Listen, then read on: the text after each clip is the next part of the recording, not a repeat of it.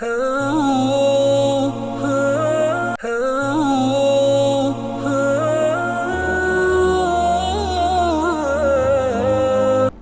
Medina முனவருடைய ஹுத்பா ஷேக் அப்துல் பாரி சுபைத் ஹஃபில் நிறுத்தினார்கள். பொதுவாக இன்றைய சமூக வலைத்தளங்களிலே சோஷியல் மீடியாக்களிலே செல்வாக்குள்ள பிரபலியமான அமைப்பிலே வலம் வரக்கூடிய உலா வரக்கூடியவர்களுக்கான ஒரு தூது என்ற தலைப்பிலே அம்து சலவாத் தக்வாவுடைய வசியத்துக்கு பின்னால் இந்த டிஜிட்டல் யுகத்திலே, இந்த நவீன யுகத்திலே, இந்த தொழில்நுட்பம் வந்த இந்த காலத்திலே பல தரப்பட்ட பிளாட்ஃபார்ம்கள், பல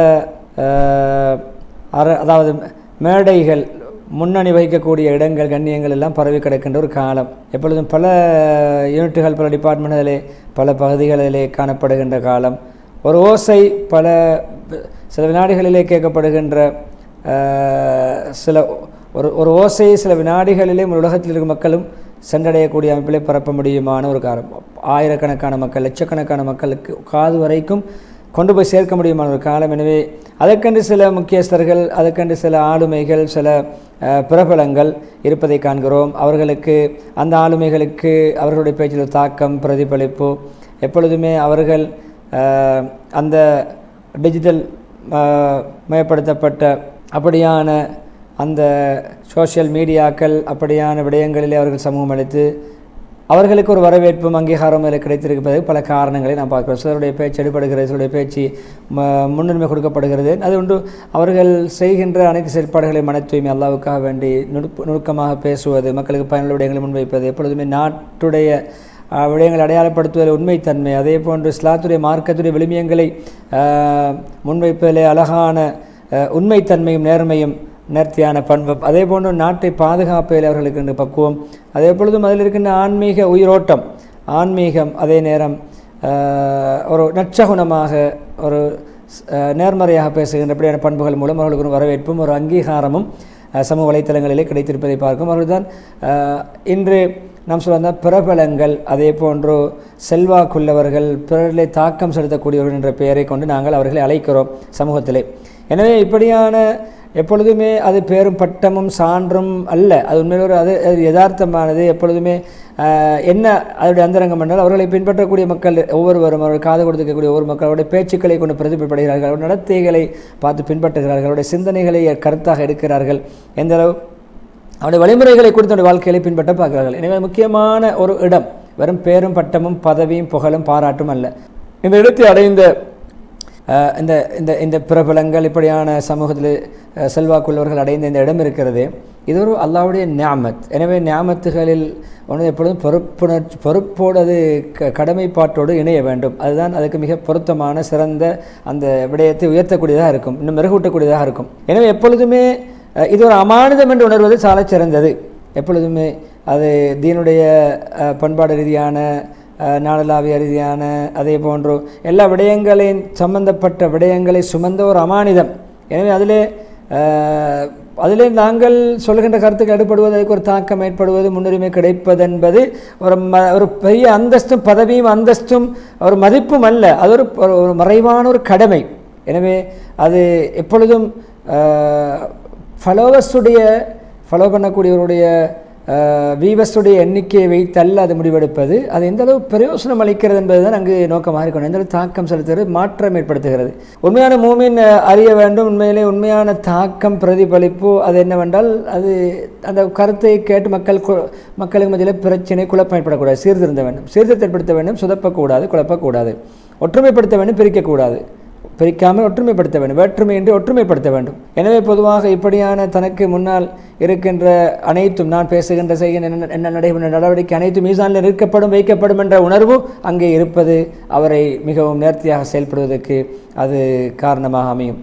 எனவே மக்களுக்கு பயனளிக்கக்கூடிய நியத்து இருந்தால் மக்களுடைய கஷ்டங்களை போக்குகின்ற, இலகுபடுத்துகிற நியத், அதே போன்று மக்களுக்கு மத்தியிலே மேலெண்ணங்களை, ஆதரவுகளை பரப்புகின்ற நோக்கம், அதே போன்று ரப்போடு இணைக்கின்ற நோக்கம், அதே போன்று அவர்களை பற்றி உணர வைக்கின்ற நோக்கம், அதே போன்று அவருடைய மன எண்ணங்களை தூண்டுகின்ற, ஊக்குவிக்கின்ற, மோட்டிவேட் பண்ணுகின்ற நோக்கங்கள், அதே போன்று அவருடைய சிந்தனைகளை இல்மின் மூலம் ஒளியூட்டுகின்ற, கல்வி ஞானங்கள் மூலம் ஒளியூட்டுகின்ற நோக்கம், அவருடைய உள்ளங்களை ஈமானிய ஒளியை கொண்டு உயிர்ப்பிக்கின்ற நோக்கம், இப்படியான உண்மையான நியத்துகள் இருக்கும் பொழுது அனைத்தும் மீசானில் அவருக்கு நன்மையாக வந்து அந்த மீசான் நன்மை தட்டிலே பாரத்தை ஏற்படுத்தும் என்ற உணர்வு அவரிடம் இருக்க வேண்டும். எத்தனையோ ஒரு உண்மையான சிறந்த வார்த்தை வறண்டு போன உள்ளத்தை உயிர்ப்பித்திருக்கிறது.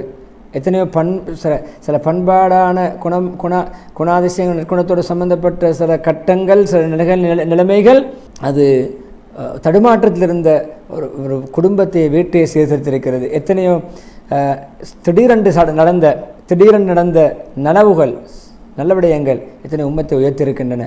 எத்தனையோ ஒருவருக்கொருவர் தங்களுக்கு மத்தியில் பரஸ்பரம் காரூணியத்துடன் ஒற்றுமையோடு வாழ வேண்டும் என்ற அந்த உதவி செய்ய வேண்டும், பிறருக்கு உதவி ஒத்தாசை புரிய வேண்டும் என்ற அந்த உயிரை அதை உயிர்ப்பித்திருக்கிற உயிரோட்டத்தை ஒன்று பண்ணிக்கிறது.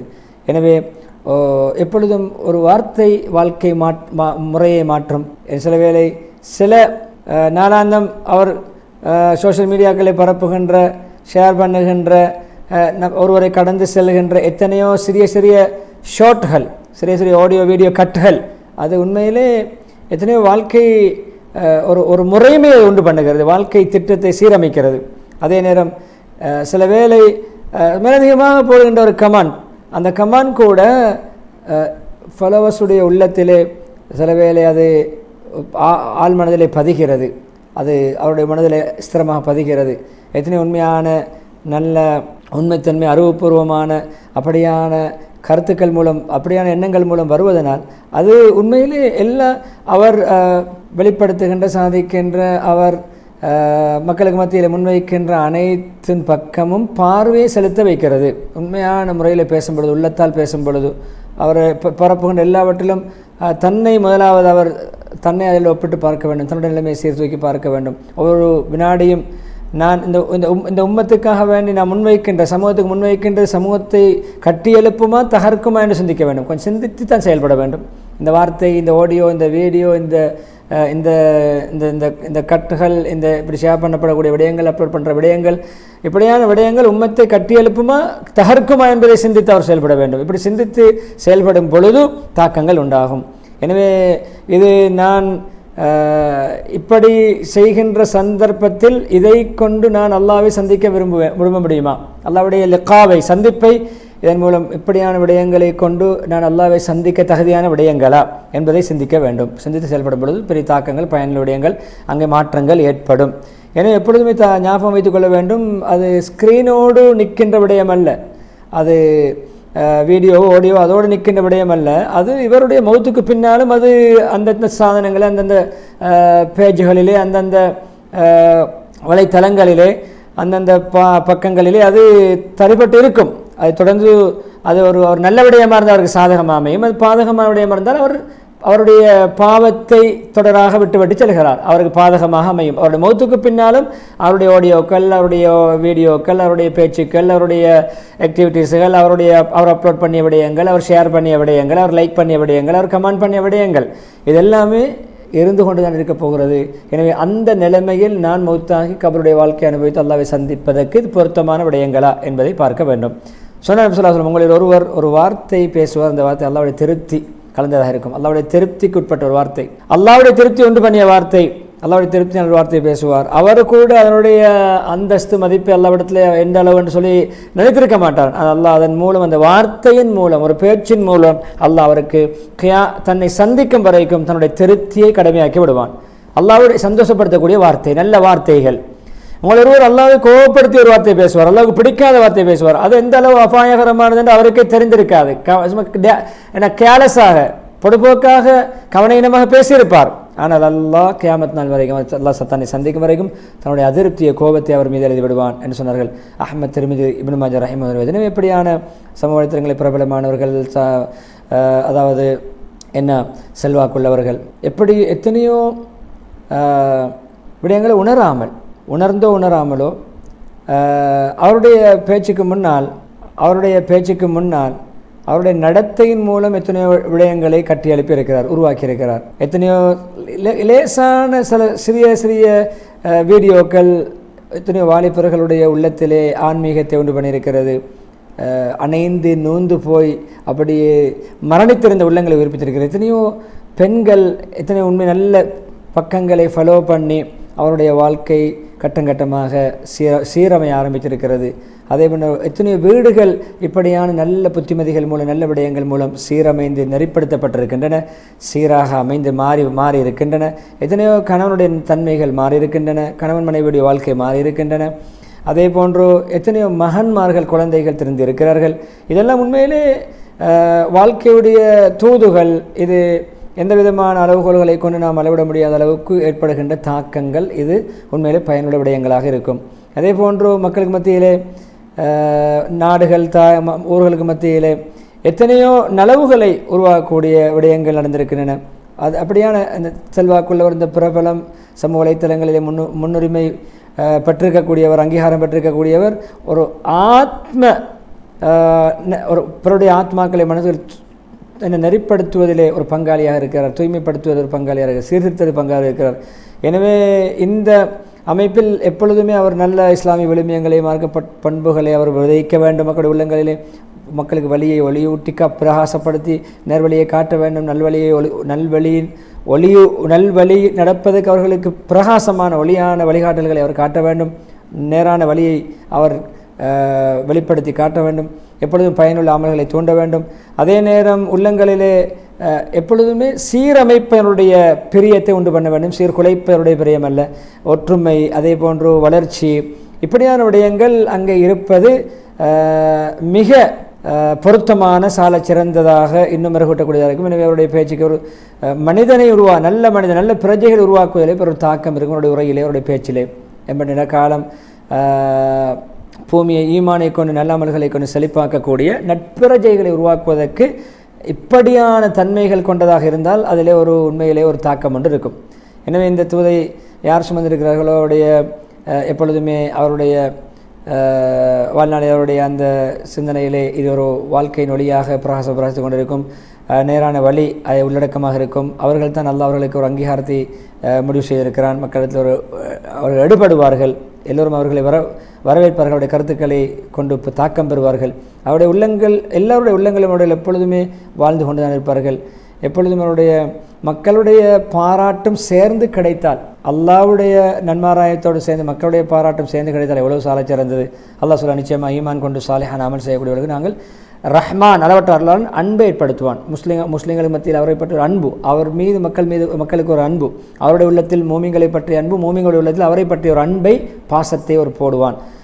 மரியம் 96 வசனத்தை ஓதி, பொதுவாக எங்களுடைய இந்த மீடியா துறையிலே எப்பொழுதுமே ஒரு பரக்கத்தான ஒரு கூட்டம் இருந்து கொண்டு தான் இருக்கிறார்கள். எப்பொழுதும் அவருடைய நல்ல பல துறைகளின் அளவுகளை பரப்பிக் கொண்டிருக்கிறார்கள். தூதம் இருந்து கொண்டிருக்கிறார்கள். தீன், மக்களின் நெறிப்படுத்தல், பண்பாடு, நற்குணங்கள், அதே போன்ற ஆரோக்கியம், சுற்றுச்சூழல், அதே போன்ற முன்னேற்றங்கள், வளர்ச்சிகள், பாதுகாப்பு, இப்படியான விடயங்கள் அவர்களுடைய பக்கங்களிலே அது தொடராக ஷேர் பண்ணப்பட்டு கொண்டு போடப்பட்டு கொண்டு இருக்கின்றன. எப்பொழுதுமே ரஹ்மத்துடைய அல்லாஹ்வுடைய அருளுடைய ஒரு உயிரோட்டம் அங்கு இருக்கும். அவருடைய பொறுப்பை உணர்ந்தவராக, தீனை நேசிக்கக்கூடிய, சமூகத்தை நேசிக்கக்கூடிய, தாயகத்தை நேசிக்கக்கூடிய, அப்படியான ஒரு சமநிலைப்படுத்தி வாழக்கூடிய ஒரு சமூகத்துடைய பொறுப்பை உணர்ந்ததாக அந்த கூட்டம் செயல்பட்டு கொண்டிருக்கிறார்கள். உண்மை சமூக பொறுப்போடு தன்னுடைய கடமைப்பாடு செய்கின்றார்கள்.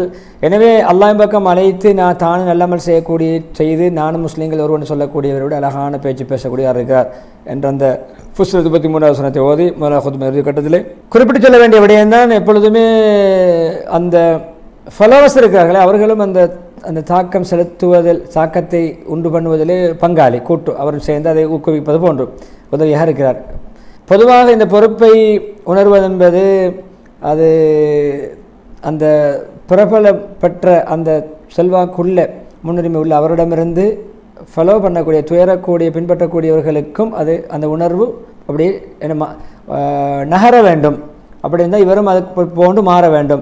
மக்களுக்கு எப்பொழுதுமே தன்னுடைய மார்க்க பணியில், சமூக பணியில் அதை இப்படியான பங்கெடுக்க வேண்டும். அதே போன்று இஸ்லாமிய விழுமியங்களை விதைக்கின்ற அப்படியான பொறுப்பை அவர் எப்பொழுதுமே எடுத்து நடக்க வேண்டும். அதே போன்று உள்ளங்களிலே நல்ல சிறந்த நல்ல அமல்களுடைய உயிரோட்டங்களை, உள்ரங்கங்களை, யதார்த்தங்களை அவர் உள்ளத்தில் உயிர்ப்பிக்க வேண்டும். நல்ல ஒரு நாட்டு பிரஜையாக, சமூக பிரஜையாக மாற வேண்டும் என்ற உணர்வை ஊட்ட வேண்டும். எப்பொழுதுமே சமூகத்துடைய அறிவு ஞானங்களை ஒளியூட்டுவதற்கு அவர் தன்னுடைய குரல் கொடுத்து கொண்டிருக்க வேண்டும். எப்பொழுதுமே சமூகத்தை குட்டிச்சுவராக்கக்கூடிய சீரழிக்கக்கூடிய விடயங்களிலே பேசிவிடக்கூடாது, குரல் கொடுத்து விடக்கூடாது, பக்கபலம் மறந்து விடக்கூடாது.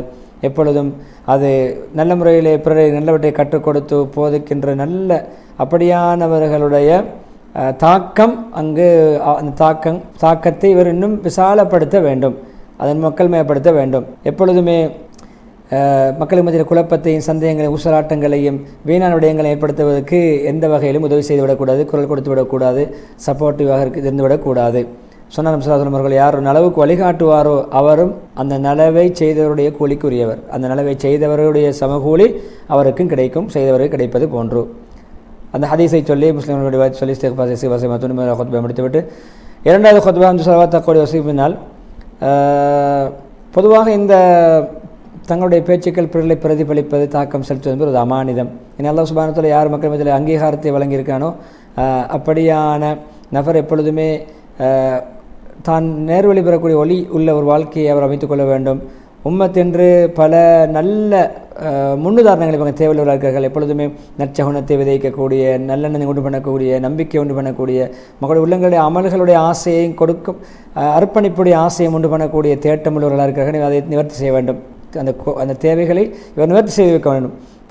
கூட்டு பொறுப்பு மக்களுக்கு மத்தியில், சமூகத்துக்கு மத்தியிலே எப்பொழுதுமே தீனுக்கு நல்ல அமானிதம் பேணக்கூடியவராக, தீனுடைய மாண்பை பேண நடக்கூடியவராக, ஆத்மாவோடு உண்மை நடக்கூடியவராக இருப்பது, அது உண்மையிலே எப்பொழுதுமே நேர்வழிக்கு உதவியாக இருக்கக்கூடிய அனைத்து விடயங்களையும் ஒன்றாக சேர்ந்து கூட்டாக பரப்புவதிலே ஈடுபடுவதன் மூலம் அது ஊர்ஜிதமாகும். எனவே அல்லாஹ்வுடைய மக்கள் வழிபாட்டு பக்கம் நறுக்கி வைக்கும், இஸ்லாமிய விழுமியங்களை உயிர்ப்பிக்கும், ஒவ்வொரு நல்ல உண்மையான வார்த்தை, அர்த்தமுள்ள வார்த்தைகள், நல்ல பயனுள்ள அமல்கள், அதேபோல் நல்ல சீரான பண்பாடுகள், நடத்தைகள், இதுதான் உண்மையில் இஸ்லாத்தை பரப்புவதற்கான ஒவ்வொரு கட்டிடத்துடைய கற்கள் போன்றுதான் இவைகள் எல்லாம் உம்மத்தை பாதுகாக்கக்கூடிய கோட்டை. எனவே நல்ல ஒரு பிச்சலத்தை உருவாக்குவதற்கான அடிக்கற்கள். எனவே உண்மையான ஈமானிய பலமான ஒற்றுமை உள்ள ஒரு ஈமானிய சூழலை, சமூகத்தை, ஒரு நாட்டை உருவாக்குவதிலே, கட்டியெழுப்புவதிலே உள்ள தனித்தனியான கற்கள் தான் இவைகள் எல்லாம். எல்லா கற்களும் ஒன்று கொண்டு இணைந்து பூர்த்தியாகும் பொழுது இஸ்லாமிய ஒற்றுமை உள்ள சீரான கௌரவமான ஒரு கட்டிடம் எப்படி பூர்த்தியாகுவது போன்று ஒரு சமூகம் கட்டியமைக்கப்படும், உருவாகும். எனவே இப்படியான உண்மையான முறையிலே இஹ்லாஸுல் மன தூய்மையோடு உண்மையான உள்ளத்தோடு செயல்படுகின்ற இப்படியான பிரபலங்கள் சமூக வலைத்தளங்களிலே முன்னுரிமை வழங்கப்பட்டிருக்கக்கூடிய ஒரு செல்வாக்குள்ளவர்களுக்கு நன்மாராயம் உண்டாகட்டும். அதே போல் நேரான வழி நடக்கக்கூடிய, அவர்களை ஃபாலோ பண்ணக்கூடிய ஃபாலோவர்ஸ்களுக்கும் வீவர்ஸ்களுக்கும் நன்மாராயம். எனவே ஒவ்வொரு சீர்திருத்தத்தை ஏற்படுத்திய ஒரு வார்த்தையும் நன்மாராயத்துக்குரியது. ஒளிபூட்டிய எல்லா மேடைகளும் அந்த அரண்களும் அது நன்மாராயத்துக்குரியது. அல்லாவிடத்தில் இதைவிட சிறந்த கூலி, நிரந்தரமான கூலி இருக்கிறது. எனவே நபியை நீங்கள் சொல்லுங்கள், நீங்கள் நல்ல அமல் செய்து கொண்டே இருங்கள், அல்லாஹ் ரசூலுடைய அமல்களை நோட்டமிடுவார்கள். அல்லாஹ் மோமியங்கள் எல்லோரும் ரசூலுடைய வாழ்க்கை வாழும் பொழுது பார்க்கிறார்கள், மோமியங்கள் வாழ்கின்ற மோமியங்களும் பார்க்கிறார்கள். எனவே நீங்கள் மறைவான விடயத்தை அறிந்த அல்லாஹ்வின் பக்கம் நீங்கள் முன்னோக்கப்படுவீர்கள், முன்வைக்கப்படுவீர்கள், மீட்டப்படுவீர்கள். ரகசியம் பரகசியத்தை அறிந்த அல்லாஹ்வின் பக்கம் அல்லாஹ் உங்களுடைய செயல்களை, நீங்கள் செய்து கொண்டிருந்த செயல்களை உங்களுக்கு அறிவிப்பான் என்ற ஆயத்தோடு தன்னுடைய நீண்ட சலவாத் சொல்லும் மருத்துவ ஆயத்து சலவாத்து சொல்லி நீண்ட துவா பிரார்த்தனையோடு ஹத்தீப் சுபைத் ஹஃபிதுல்லாஹ் அவர்கள் தன்னுடைய ஹுத்பாவுக்கு முற்றுப்புள்ளி வைக்கிறார்கள்.